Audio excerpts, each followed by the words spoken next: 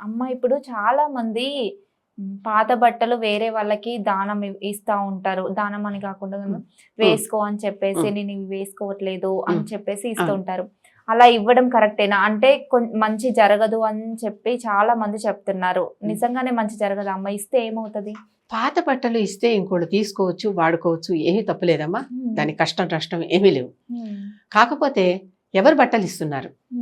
ఆ ఇచ్చే వాళ్ళు, అంటే ఎవరైతే వేసుకున్నారో ఇన్నాళ్ళు వాళ్ళు కనుక దుష్టబుద్ధితో ఉంటే తప్పనిసరిగా మనం వేసుకున్న వస్త్రంలో మన గుణాలు దిగుతాయి. మనం వాడిన ప్రతి వస్తువులోను, వస్త్రమే అని కాదు, వస్త్రం అన్నారు కనుక వస్త్రం చెప్తున్నా.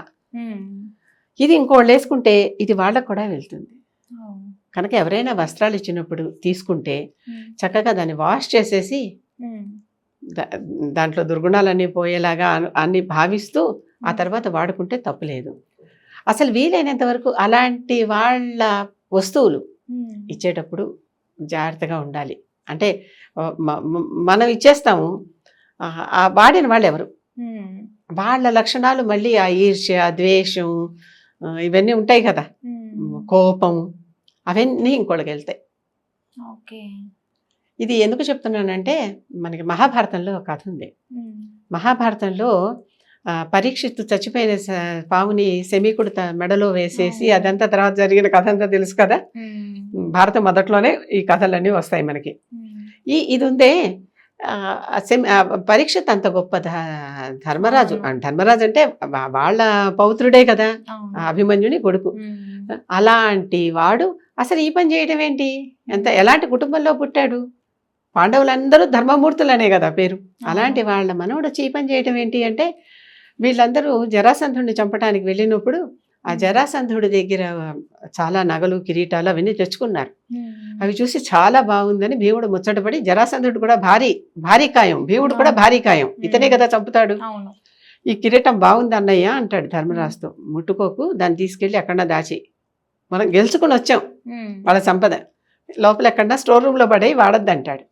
సరే, అది ఆయుధాగారంలోకి వెళ్ళిపోయింది అదంతా, మళ్ళీ ఎవరు వాడలే. ఈ పరీక్షిత్ ఆ రోజు వేటకెళ్తూ ఈ కిరీటం బాగుంది అని ఆ తల మీద పెట్టుకుని వెళ్ళాడు. ఆ లక్షణాలన్నీ వచ్చేసాయి. ఒక్కసారి మంత్రి ఆయన పాపం, ఆయన తపస్సులో ఆయన ఉంటే తపస్వి, ఆయన్ని తపస్సు పాడు చేయటమే కాకుండా పోయి చచ్చిపోయిన పావుని తీసుకెళ్ళి కోపం కొద్దీ ఆయన మెడలో వేశాడు. పోనీ ఆయన పిలవలేదు, పలకలేదు, ఆయన తపస్సులో ఆయన ఉన్నాడు, దండం పెట్టుకొచ్చేయచ్చు కదా, దండం పెట్టుకోకుండా కూడా వచ్చేయచ్చు కదా. అక్కడ చచ్చిపోయిన బాగుంటే తీసుకెళ్ళి మెండ వేశాడు. ఆ తర్వాత ఎంత శాపం, వారం రోజుల లోపల పోతామని చెప్పి శాపం ఇచ్చాడు కదా. ఎవరు? వాళ్ళ అబ్బాయి ఇస్తాడు అనుకో, అది శాపం. శృంగి, అతని పేరు శృంగి అనుకుంటా, అతను ఇస్తాడు. ఈ రకంగా ఏమవుతోంది, ఎక్కడి నుంచి ఎక్కడికి వస్తుంది గుణం? జరాసంధుడి గుణం కిరీటంలో ప్రవేశిస్తే అది కొన్ని తరాల పాటు లోపల దాచేసినా కూడా ఆగకుండా మళ్ళీ ఆ కిరీటం పెట్టుకున్నప్పుడు ఆ గుణం పరీక్షిత్తుకు వచ్చింది. ఆ శక్తి అనేది ఎప్పటికీ ఉంటది. ఇంకా వాళ్ళు మీకు గొలుసులో, గాజులో ఇస్తారు, లేకపోతే పోనీ ఇంకోటి ఏదో బ్రాస్లెట్ లో, వాచిలో ఇస్తారు. వీలైనంత వరకు వాటిని శుద్ధి చేసి వాడండి. బంగారం అయితే కరిగించేసి కూడా వాడుకోవచ్చు. ఏదైనా ఆ లక్షణం అయితే అంటుకునే ఉంటుంది, అది చెప్పటం నేను. మరి పాత బట్టలు వాడచ్చా అంటే ఏదైనా అంతే కదా, ఆ లక్షణం దీనికి వచ్చేసిందిగా అని జాగ్రత్త. తీసుకునేప్పుడు జాగ్రత్త, ఇచ్చేప్పుడే ఉంది ఎవరికైనా ఇచ్చేస్తాం, తీసుకునేటప్పుడు జాగ్రత్త. అర్థమైంది? వాళ్ళ లోపల ఉన్నాయి, మనకు వస్తాయి. వాళ్ళు మంచి వాళ్ళని మనకు ముందరే తెలుసు, శుద్ధ సత్వ స్వరూపం అని తెలిసింది అనుకోండి, చాలా మంచి వాళ్ళు, చాలా దైవభక్తి పరులు, ఇలా తెలిసిందని చాలా హ్యాపీగా తీసుకొని వాడేసుకోండి. దేవుడి దగ్గర శేషవస్త్రం ఎందుకు తెచ్చుకుంటున్నాం?